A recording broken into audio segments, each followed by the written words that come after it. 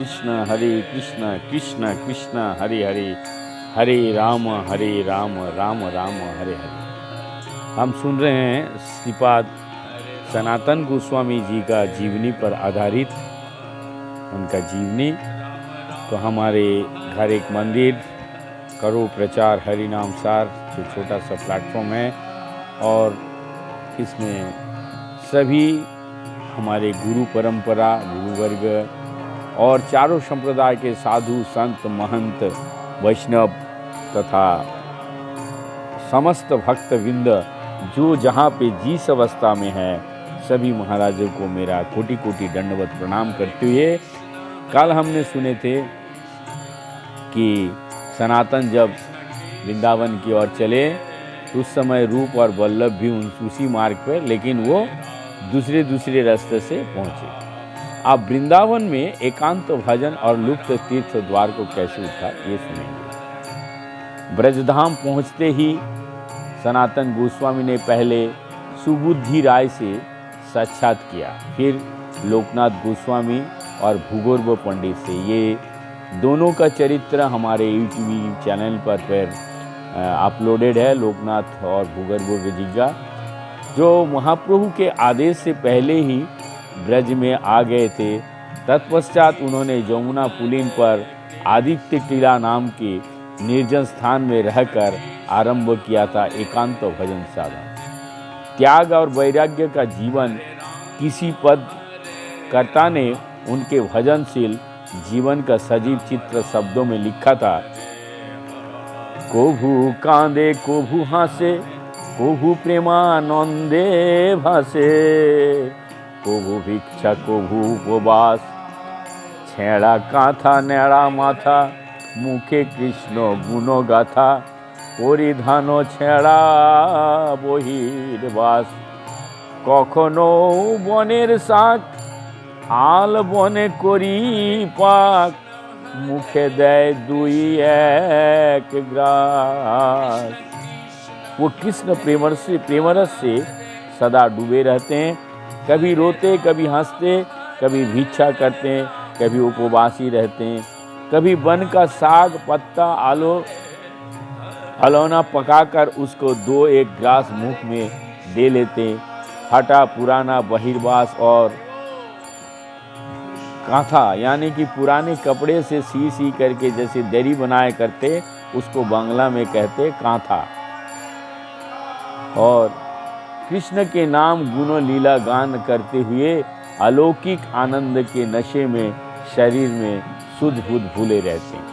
उस समय वृंदावन में बस्ती नाम मात्र ही थी, छोटी सी कस्बा जैसे बस्ती। इसीलिए साधकों का मधुपुरी के लिए मथुरा जाना पड़ता था।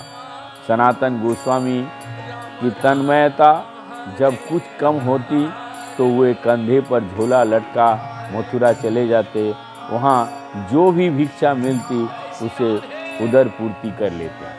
कुछ दिन बाद उन्होंने महाप्रभु के आदेश अनुसार ब्रज की लीला स्थलों का उद्धार का कार्य प्रारंभ किया। इसके पूर्व लोकनाथ गोस्वामी ने इस दिशा में कुछ कार्य किए थे। उसे आगे बढ़ाते हुए उन्होंने ब्रज के वनों में, उपवनों में, पहाड़ियों में घूमते हुए और कातर स्वर से ब्रजेश्वरी की कृपा प्रार्थना करते हुए शास्त्र लोक गाथाओं और ब्रजेश्वरी की कृपा से प्राप्त अपने दिव्य अनुभवों का आधार पर एक लुप्त तीर्थ का उद्धार किया। इस कार्य में संलग्न रहते हुए 1 वर्ष बीत गया तो महाप्रभु का विरह उन्हें असह्य हो गया। महाप्रभु ने स्वयं ही एक बार नीलाचल जाने का उनसे कहा था, इसलिए वो झारखंड के जंगल के रास्ते नीलाचल की पदयात्रा पर चल पड़े। तो वृंदावन से जब उनका मन कुछ दिन के बाद विचलित हुआ तो सनातन गोस्वामी अब नीलाचल चल पड़े। मार्ग में चलते चलते अनाहत और झारखंड के जंगल होते हुए, जैसे जो रास्ते में मिलता है बनारस काशी होते हुए, मतलब उत्तर प्रदेश तब तो बिहारी था, तो अभी झारखंड जो राज्य हो गया, तो झारखंड राज्य में जैसे उधर पड़ता है तोपचाची, इस तरीके से जगह है क्या, हजारीबाग, तोपचाची, ये धनबाद, ये सब झारखंड में पड़ता है। तो इस मार्ग में चलते चलते अनाहार और अनियमता के कारण उन्हें विषाक्त खुजली रोग हो गया। उसके कारण सारे शरीर की कलेद बहिरागत होते देख लोग इस प्रकार विचार करना, एक तो मैं ऐसे मन में सोचते लगते कि उनका शरीर में जगह जगह खुजली और वो फोड़े में परिणत होकर के, तो मन में बड़ा ही सनातन गोस्वामी सोचते थे कि एक तो मैं म्लेच्छ राजा की सेवा में रह चुकने के कारण अपवित्र और अस्पृश्य हूँ, अब इस रोग को लेकर नीलाचल कैसे जा रहा हूँ। इसके रहते मैं मंदिर में तो जा सकूँगा ही नहीं, महाप्रभु के दर्शन करना भी कठिन होगा, क्योंकि महाप्रभु जगन्नाथ जी के मंदिर के पास रहते हैं, जहाँ होकर जगन्नाथ जी का सेवक आना जाना लगा रहता है। यदि मुझसे उनका शरीर छू गया तो अपराध होगा। ऐसा शरीर का भार ढोते रहने से तो अच्छा है ये होगा कि मैं रथ यात्रा के समय जगन्नाथ जी के नीचे प्राण त्याग कर इस विपद से छुटकारा पाऊं और सद्गति भी लाभ करूं। ऐसा करने का निश्चय कर वे नीलाचल पहुंचे। नीलाचल में उनके ठहरने का उपयुक्त स्थान था यवन हरिदास की पूर्ण कुटी। हरिदास अपने 2 दिन पतित और अस्पृश्य जान नगर के एक कोने में अपने पूर्ण कुटी में रहते थे। किसी को स्पर्श करने का भय से जगन्नाथ जी और महाप्रभु का दर्शन करने नहीं जाते थे। महाप्रभु स्वयं नित्य जगन्नाथ जी के उपल भोग का दर्शन कर अपने परम प्रिय भक्त हरिदास को दर्शन देने उनके पास कुटिया में पहुंच जाया करते थे। सनातन भी हरिदास के ही तरह अपने को पतित और अस्पृश्य मानते थे, इसीलिए वह उनकी खोज करते करते उनकी कुटिया पर जा पहुँचे। थोड़ी ही देर बाद महाप्रभु नित्य की भांति जगन्नाथ जी के दर्शन कर वहाँ पहुँचे। सनातन ने उन्हें दूर से ही दंडवत की। वह उन्हें देख आनंद विभोर हो गए और दोनों भुजाएं फैलाकर आलिंगन करने के लिए उनकी ओर अग्रसर हुए, पर वे जितना आगे बढ़ते सनातन उतना पीछे हटते जाते हैं। पीछे हटते हुए दैन्य और विनय भरे स्वर में उन्होंने कहा, प्रभु स्पर्श ना करे, मैं हूँ पतित पामर, यवनों के संग के कारण जाति भ्रष्ट एक पापी जीव और मेरे अंग से निकल रहा घृणित कलेद ये आपके अंग में लग जाएगा और मैं और भी अधिक पाप का भागी बनूंगा। पर महाप्रभु कब मानने वाले थे इन सब बातों का। उन्होंने आनंद में के आवेश पर बलपूर्वक बार बार उन्हें आलिंगन किया। खुजली का क्लेद उनके सारे शरीर में लग गया। सनातन को आत्मग्लानि पराकाष्ठा पर पहुँच गई। महाप्रभु ने सनातन की रहने की व्यवस्था हरिदास ठाकुर के निकट ही कर दी। सनातन की दैन्य के कारण मंदिर में दर्शन करने ना जाते। हरिदास ठाकुर की ही तरह मंदिर के चक्र के दूर से देख प्रणाम कर लेते। महाप्रभु नित्य भक्तगण के साथ उनके पास आते, उन्हें आलिंगन करते और उनके साथ कृष्ण लीला कथा आलोचना कर आनंदवांगन होते। नित्य प्रति का उनका आलिंगन सनातन का असह्य हो गया। वो शीघ्र ही किसी प्रकार प्राण त्याग करने की बात सोचने लगे। इतना उसका जो खुजली और घाव हो गया था। तो एक दिन कृष्ण कथा कहते कहते हठा सनातन की ओर देखते हुए महाप्रभु बोले, सनातन देहे त्यागे कृष्णे यदि पाइए, कोटि देहे क्षणिक तो ছাড়িতে পারিয়ে। দেহ ত্যাগে কৃষ্ণ না পায়, পায়ে ভজনে। কৃষ্ণ প্রাপ্তির কোনো উপায় নাহি ভক্তি বিনে। ভজনের মধ্য শ্রেষ্ঠ নববিধা ভক্তি। কৃষ্ণ প্রেম কৃষ্ণ দিতে ধরে মহাশক্তি। তার মধ্যে সর্বশ্রেষ্ঠ নাম সংকীর্তন। निरापराध नाम होइते पायो प्रेम धन। सनातन कहीं देह त्याग करने से कृष्ण प्राप्ति होते हैं, ऐसे ही तब तो एक ही क्षण की में कोटि कोटि प्राण त्याग देने भी उचित है। सनातन से कहते कहीं देह त्याग करने से कृष्ण प्राप्ति होता, तो ऐसे तो तब तो एक ही क्षण में कोटि कोटि प्राण त्याग देकर सभी लोग कृष्ण प्राप्त करने हो जाता। तो भजन से और भक्ति से ही, इसके सिवा कृष्ण प्राप्ति का और कोई उपाय नहीं है। भजन में नवविधा भक्ति श्रेष्ठ है। इसमें कृष्ण प्रेम और कृष्ण को देने की महान शक्ति है। इसमें भी सर्वश्रेष्ठ नाम संकीर्तन निरापराध है। हो नाम कीर्तन करने से प्रेम धन की प्राप्ति होती है। अंतर्यामी प्रभु को मुख से ये सुन सनातन आश्चर्य हुआ। उन्होंने कहा, प्रभु आप सर्वज्ञ और स्वतंत्र हैं, मैं आपका काठ की पुतली हूँ। जैसे आप नचाओगे वैसे ही मैं नाचूंगा, पर मेरे जैसे नीच अधम व्यक्ति को जीवित रखने से आपका क्या लाभ होगा। उत्तर में महाप्रभु ने कहा, तुमने मुझे आत्मसमर्पण किया है। ध्यान से सुनिएगा। तुम्हारा देह मेरा निजी धन है, दूसरे का धन नाश करने का तुम्हें क्या अधिकार है। बहुत गाढ़ तत्व है, बहुत ध्यान से सुनिएगा। तुम्हें धर्म का इतना भी ज्ञान नहीं। तुम्हारा शरीर तो मेरा प्रधान साधन है, इसके द्वारा मुझे करना है लीला तीर्थ का उद्धार, वैष्णव सदाचार का निर्धारण और शिक्षण, कृष्ण भक्ति का प्रचार, वैराग्य का आदर्श की स्थापना और कितना कुछ। और जिसे मैं नहीं कर सकता, माँ की आज्ञा से नीलाचल में ही पड़े रहने का कारण सनातन का सिर नीचा हो गया। उन्होंने आत्महत्या का संकल्प छोड़ दिया। हरिदास और सनातन को आलिंगन कर महाप्रभु मध्याह्न कृत्य के लिए चले गए। कुछ ही दिन के बाद श्री जगन्नाथ जी की रथ यात्रा का समय आ गया।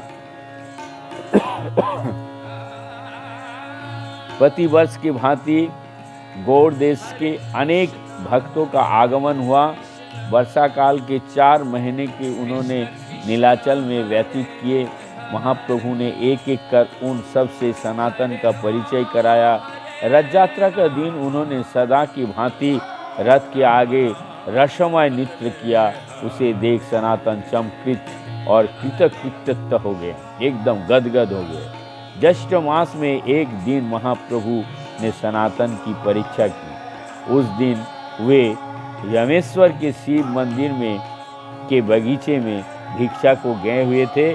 भिक्षा के समय उन्होंने सनातन को भी बुलावा भेजा और महाप्रभु का निमंत्रण प्राप्त कर सनातन बहुत प्रसन्न हुए। ठीक मध्याह्न के समय समुद्र के किनारे किनारे उत्तप्त बालुका पर चलते हुए वे जमेश्वर पहुँचे। तप्त बालुका पर चलने के कारण उनका पैर में छाले पड़ गए, पर महाप्रभु ने उन्हें आमंत्रित किया है, इस कारण उनका मन इतना आनंद उल्लासित था कि उन्होंने इसका कुछ भी भान नहीं हुआ। महाप्रभु के सेवक गोविंद ने महाप्रभु को भिक्षा का अवशेष पात्र उनके सामने रख दिया। प्रसाद ग्रहण कर जब वे महाप्रभु के विश्राम स्थान पर गए तो उन्होंने पूछा, तुम कौन सा मार्ग से आए हो? समुद्र के किनारे किनारे सनातन उत्तर दिया। समुद्र के किनारे किनारे तब तो बालुका पर से सिंहधार के शीतल पथ से क्यों नहीं आया? बालुका से अवश्य ही तुम्हारे पैर जल गए होंगे और उनमें छाले भी पड़ गए होंगे, फिर तुम आए कैसे?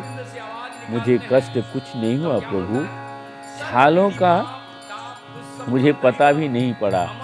सिंहदार से आने का मेरा अधिकार ही कहाँ? उधर जगन्नाथ जी के सेवकों का आना जाना लगा रहता है, उनमें से किसी को मेरा स्पर्श हो जाए तो अपराधी मैं बन जाऊंगा। ये सुनकर महाप्रभु सनातन को परीक्षा में सफल जाने बोले, सनातन मैं तुमसे बहुत प्रसन्न हूँ। मैं जानता हूँ कि तुम सारे जगत का पवित्र करने को शक्ति रखते हो। तुम्हारे स्पर्श से देवगण और मुनिगण भी पवित्र हो सकते हैं, पर मर्यादा का पालन करना भक्त का स्वभाव है। मर्यादा की रक्षा तुम नहीं करोगे तो कौन करेगा? इतना कह महाप्रभु ने सनातन की प्रेम से आलिंगन किया।